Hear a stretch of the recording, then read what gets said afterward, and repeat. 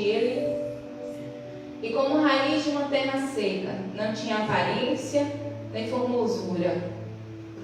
Olhando-no, mas nenhuma beleza havia que nos agradasse. Era desprezado e o mais rejeitado entre os homens, homens de dores e que sabe o que é padecer. Como um de quem os homens escondem o rosto, era desprezado e dele não fizemos caso.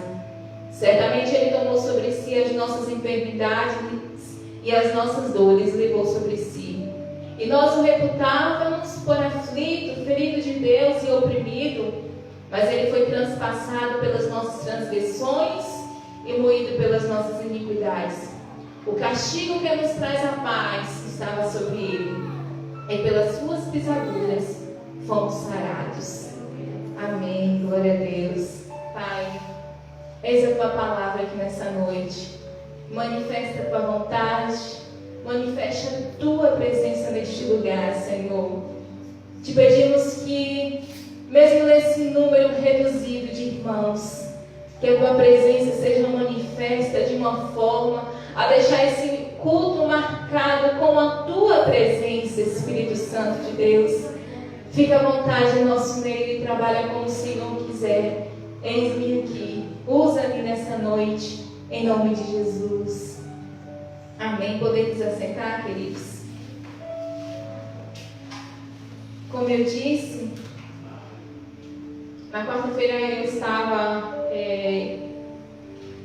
ouvindo o pastor pregar, e eu comecei a pensar em algumas coisas, em uma história. Enquanto ele falava, minha mente ia para outro lugar sobre o mesmo personagem. E enquanto eu fiquei meditando nesse louvor, o quão pecadora eu sou, o quão falha eu sou, o quão muitas vezes eu queria ser melhor, eu queria ser mais para Deus e eu não sou. E mesmo assim Ele me ama, e mesmo assim Ele me deseja. Eu não estou na liderança de uma igreja porque eu sou melhor, porque eu jejuo mais, porque eu oro mais. Não, foi só a misericórdia que me alcançou. E enquanto eu estava ministrando, ouvindo essas palavras, eu me lembrei de algumas pessoas que estão na Bíblia, que nós temos como homens de exemplos, homens de Deus, que marcaram toda uma geração, mas que tiveram também seus pontos fracos, né? Seus erros, suas falhas. E eu me lembrei de Abraão. Na verdade, eu coloquei aqui 5. E o primeiro que eu gostaria de estar falando é sobre Abraão. Abraão nós temos como pai da fé, né? Alguém que foi um exemplo de fé para nós, que está lá em Hebreus 11 como exemplo para nós, como pai da fé. Mas Abraão teve seus vacilos também, né? Ele não foi perfeito em toda a sua trajetória. A Bíblia vai nos relatar dois casos que Abraão, quando ele estava indo para o Egito e quando ele estava em Gerar, ele mentiu para os seus reis. Ele começou por medo que a esposa dele era tão bela, era tão bonita, e ele por medo ali de que tomasse ela, que matasse ele omitiu algumas coisas. E ele olha para Sara e ele fala: olha, se perguntarem se nós somos marido e mulher, diga que não. Fale para eles que nós somos apenas irmãos. Na verdade, eles eram sim meio irmãos, porém eram maridos e mulher, né? Marido e mulher, porque naquela época se permitia isso, né? E ele, por medo ali de ser morto, não creu 100% naquele momento em Deus, que poderia dar um escape. Ele preferiu mentir. Ele preferiu dizer: vamos dizer que nós não temos nada, nós só somos irmãos. E por 2 vezes Abraão faz isso. Deus intervém lá e não deixa, né, que aqueles reis ali a Sara, mas por 2 vezes Abraão omitiu algumas verdades. Ele é o pai da fé, ele creu isso, foi imputado por justiça. Mas teve um momento lá em Gênesis 17, que quando o Senhor fala para ele que ele vai ter um filho, ele ri, ele acha engraçado. Ele diz: como eu, um velho dessa idade, minha esposa, Deus, como é que nós poderíamos ter um filho? É Ismael que o Senhor está guardando para minha descendência. Então o homem, o pai da fé, teve também seus momentos, seus vacilos. O segundo que eu me lembro é de Moisés, o grande líder, né? Quando a gente olha para Moisés, a gente fala: uau! Foi o homem que atendeu o chamado de Deus, que livrou uma nação. Foi o homem que tocou e o mar se abriu, e o povo pôde passar ali os pés secos. Foi o homem que viu pão, carne cair do céu. Que homem é esse, né? Que maravilha! Mas esse mesmo homem, Deus olha para ele e diz: olha, você não vai entrar na terra que eu prometi. Foi ele, o homem que viu e fez tantas maravilhas a mandado de Deus, não pôde entrar na terra prometida, queridos. Ele pôde ver, mas ele não pôde entrar, ele não pôde usufruir daquilo que o Senhor tinha preparado para o povo dele. Porque houve um momento em que, quando estavam ali pelo deserto, o povo começou a murmurar: para que nos trouxe para este lugar, para esse deserto, para morrermos aqui? Aqui não tem comida, aqui não tem isso, não tem aquilo, e não tem nem água para a gente beber, porque é no deserto. E aí eles começam a questionar de Moisés, e Moisés e Arão ali se apresentam diante de Deus. Eles vão orar, vão buscar conselhos do Senhor do que fazer. E o Senhor olha para Moisés e fala: Moisés, vá na rocha, eu vou estar lá. Fale com a rocha e ela vai dar água. Mas Moisés, quando ele se apresentou diante do povo, subiu uma ira nele, que eu não sei aquela ira que o povo fala que é o fogo que sobe, né? E Moisés ficou tão irado com aquela situação daquele povo que estava murmurando. E Moisés pega a vara e começa a bater, ele bate por 2 vezes naquela rocha irado. E ele diz: por acaso eu posso dar água para vocês? E ele se ira naquele momento, quando na verdade o Senhor já tinha garantido que era só para ele falar e a água iria sair. Mas naquele momento, como ser humano, ele se irou. Ele se irou porque ele viu aquele povo que já tinha visto tantos milagres de Deus murmurar, questionar, reclamar. E naquele momento, como homem, ele ficou irado. E ele não pôde entrar na terra que ele lutou tanto para o povo chegar. Infelizmente, ele só pode ver e não pôde entrar. O terceiro homem que eu me lembro, que é um dos homens que nós temos também com grande estima, foi o rei Davi. Quando nós lemos a Bíblia, nós entendemos, lemos o quê? Que Davi foi o homem segundo o coração de Deus. Ai, que privilégio! Pensa aí, irmãos, receber esse título, o homem segundo o coração de Deus. Mas esse homem segundo o coração de Deus, um dia estava muito cansado para ir para a guerra. E ele falou assim: olha, eu não vou hoje para a guerra não. Vou ficar aqui, vou tomar um solzinho na minha varanda, vou relaxar hoje, vou tirar o dia de folga. E nessa de tirar o dia de folga, ele vê o que não era para ter visto. Ele olha uma bela mulher se banhando ali, e aquilo chama a atenção dele, e ele quer a todo custo a chama ali os soldados, pergunta quem é e explicam para ele. Ela é casada. Mas o desejo dele foi tão forte, que possuía aquela mulher, que ele não, nesse momento ele não se importou com essa situação. E ele pede que a noite leve Betseba ali para o seu palácio, e ele a possui, ela engravida. Quando ela manda dizer para ele, olha, eu estou grávida. E aí ele fica desesperado. E agora o que nós vamos fazer? Você tem um marido. Daqui uns dias ele chega da batalha. E o que nós vamos fazer? E aí ele tem uma grande ideia. Ele manda recado para que o general daquela batalha enviasse aquele soldado esposo de Betseba, Urias.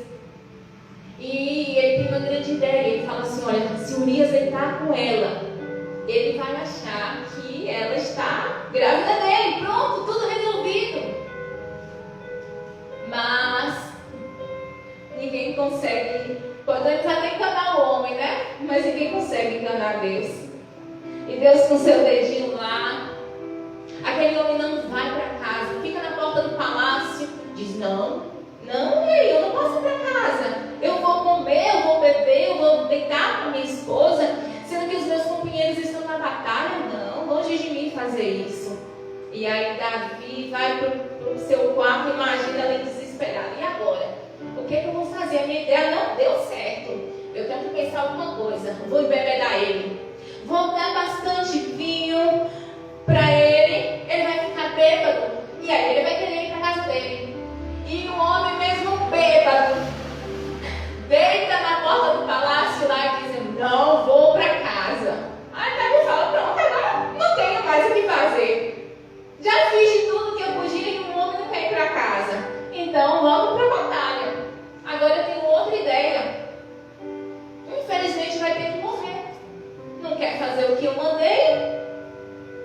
E aquele homem volta para a batalha. E Davi dá ordens para que o general daquela batalha colocasse ele na linha de frente, para que ele fosse morto. E assim ele pudesse assumir ali a Betseba com o filho que infelizmente faleceu.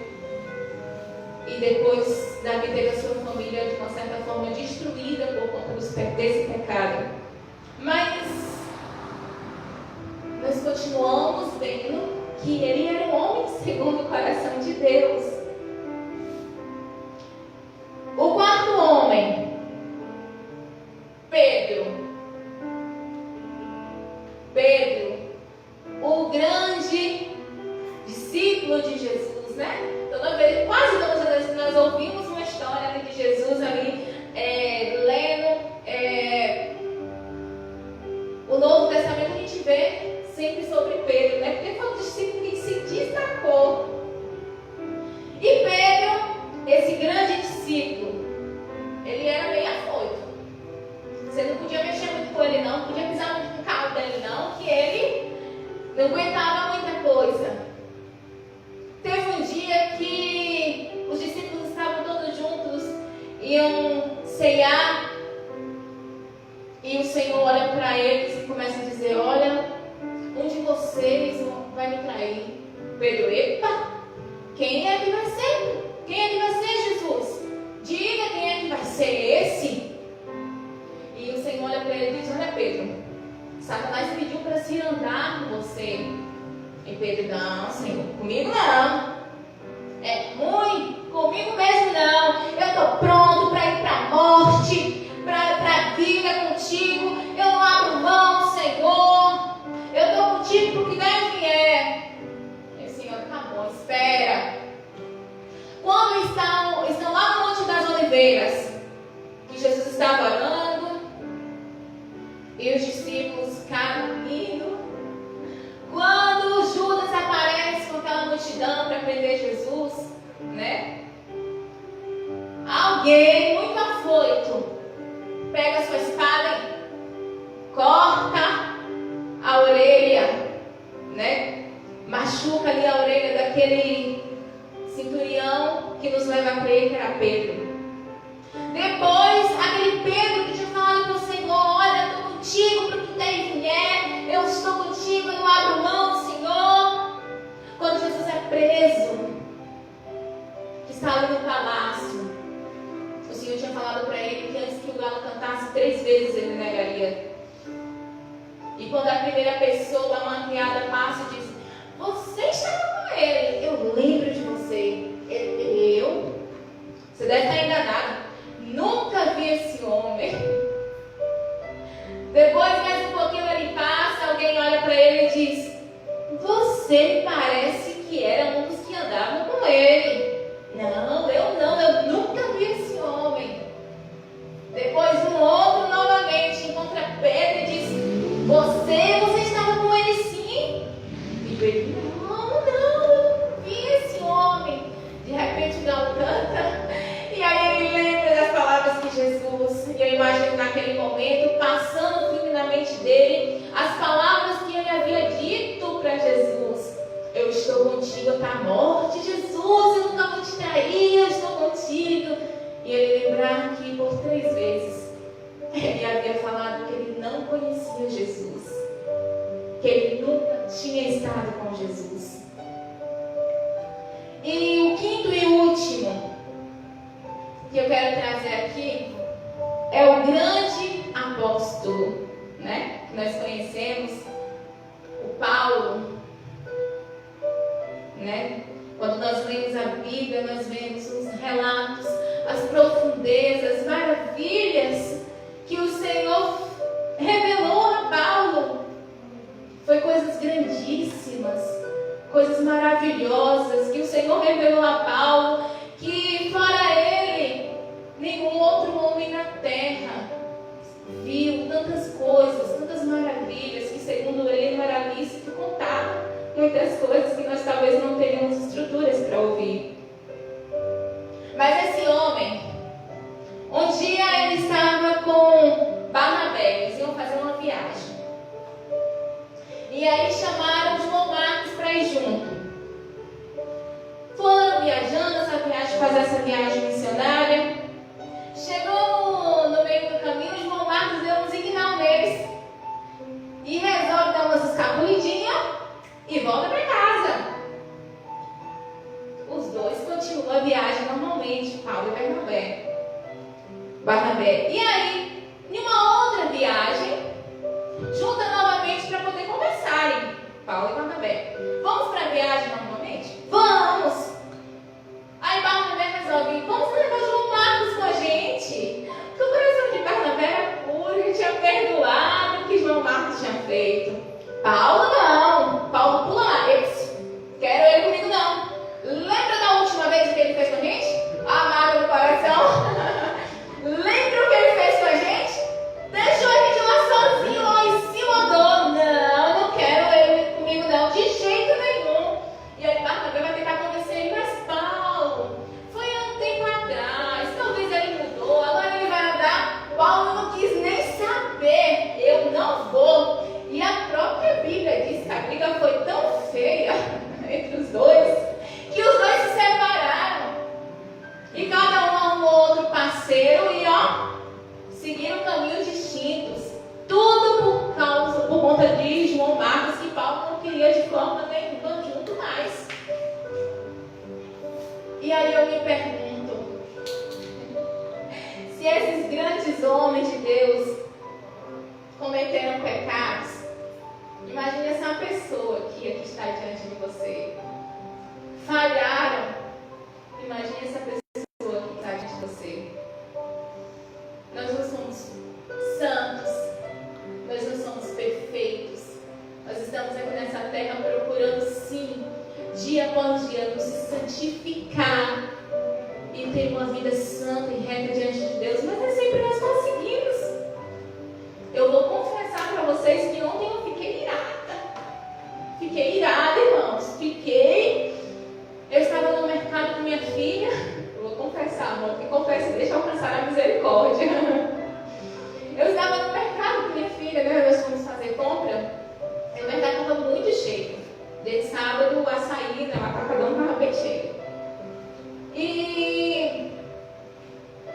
enquanto nós estávamos no caixa esperando, eu percebi que quem estava na minha frente, eu estava no caixa preferencial, né, que eu tinha direito por estar com 3 crianças pequenas, e eu percebi que uma pessoa que estava na minha frente estava com 3 carrinhos de compra.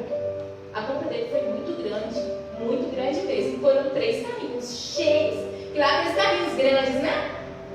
E aí eu perguntei para ele, muito educada, falei, moço, esse carro caixinha aqui, porque a Deise estava começando a chorar, ela estava muito incomodada, eu tive que pegar ela no colo. Esse caixa aqui é o preferencial. Ele, eu sei, eu também tenho direito. E eu fiquei tão irada, porque a menina estava chorando, e era um homem bombadão, tudo, que poderia ceder o lugar, e ele não cedeu, e depois eu percebi que até a operadora de caixa tinha ficado também chateada com ele. Porque ele estava com uma menina de 10 anos e colocou a menina era especial. Mas aparentemente a menina era muito saudável. E eu não briguei com o homem não, viu, queridos? Mas por dentro eu fiquei só o veneno. Eu vou confessar. Fiquei só o veneno. E aí eu cheguei em casa de boa, calma. Aí quando eu fui tomar banho, eu nem comentei com minha esposa. Aí eu fui tomar banho. Aí quando ele deu chuveiro, eu tomando banho, a ficha caiu. Meu Deus. Eu, uma pastora, Jesus, eu fiquei tão brava com o homem. Eu fiquei tão brava, mas eu não falei nada com ele, mas eu fechei minha cara pra entender que eu não gostei. Eu falei assim, Jesus, me perdoa, Senhor. Me perdoa por ter agido assim. E aí, tomando banho, eu fiquei pedindo perdão, Senhor. Eu falei, Deus, me perdoa. Me perdoa por ter agido dessa forma. Eu não queria ser assim, mas eu acabei ficando brava com ele. Porque às vezes, irmãos, nós estamos nesse mundo, nós somos seres humanos, nós somos homens, mulheres, feitos de carne. Um dia a gente vai dar uns gritos, né? E é normal. Esses homens também tiveram seus momentos, mas sabe o que eu aprendi com eles? Mesmo quando eles tiveram seus momentos de fraqueza, todos eles se arrependeram e tentaram buscar o Senhor, o perdão do Senhor, né? Buscar Deus. E eles queriam o Senhor, e eles queriam buscar o Senhor, mesmo com as falhas deles, eles se arrependeram. A Bíblia diz que o Davi mesmo, o rei Davi, ele chorava, ele dizia para o Senhor que dia após dia a alma dele estava angustiada, que as lágrimas dele inundavam a cama dele. E tantos homens aqui, cada um tiveram o seu milagre. Abraão teve o seu milagre depois, porque ele creu de verdade, ele se arrependeu do que ele havia feito. Moisés e tantos outros aqui, o próprio Paulo, que brigou com Barnabé porque ele não queria João Marcos de jeito nenhum, quando já estava perto dos fins dos dias dele. Sabe o que acontece? Deixa eu ver aqui se eu acho aqui que eu marquei a dele saiu. Lá em 2 Timóteo 4,11, ele escreve a carta e fala bem assim: traz Marcos para ficar comigo, que ele é muito útil para o meu ministério. Traz ele para ficar pertinho de mim. Sabe, queridos, nós não somos perfeitos, mas é a graça do Senhor que nos comove todos os dias, que nos constrange todos os dias. Ninguém é perfeito nesse mundo. Só existe um perfeito. E ele diz, filhinhos, né? Ele usa o apóstolo para dizer, filhinhos, não pequeis, né? Mas se pecarmos, temos um advogado. Jesus, o justo.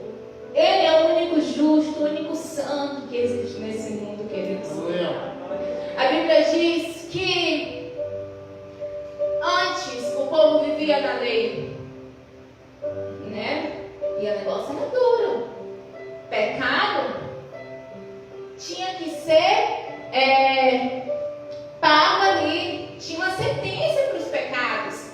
Não era hoje que nem você peca e acha que porque estamos na graça nós podemos pecar deliberadamente. Não é isso. A Bíblia diz o que? Em Romanos 6, 1, 2, que de modo nenhum, porque estamos na graça, devemos viver em pecado. Não é isso que eu estou dizendo. De forma nenhuma. É só porque então esses homens tiveram pecado, o Senhor me deu toda a graça, agora eu vou viver pecando. Não. A Bíblia diz que no tempo da lei, todo o pecado dele deveria ser punido. Tinha pecado que era para resolver um sacrifício apenas. Quando alguém pecava, ia lá fazer algum sacrifício, estava tudo bem, perdoado.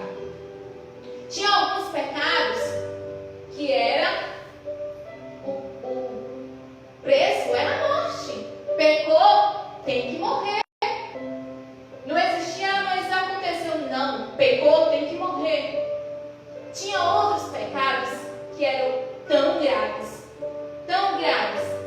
que quando alguém cometia esse pecado, além de ser morto, eles eram pendurados em madeiro.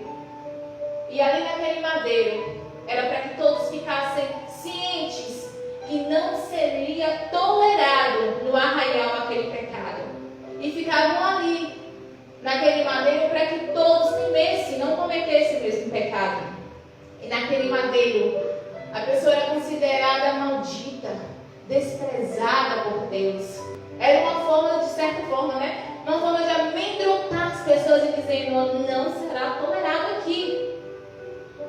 Mas a Bíblia que diz em Deuteronômio 21, capítulo 21, versículo 23, que maldito era o homem que fosse pendurado no madeiro.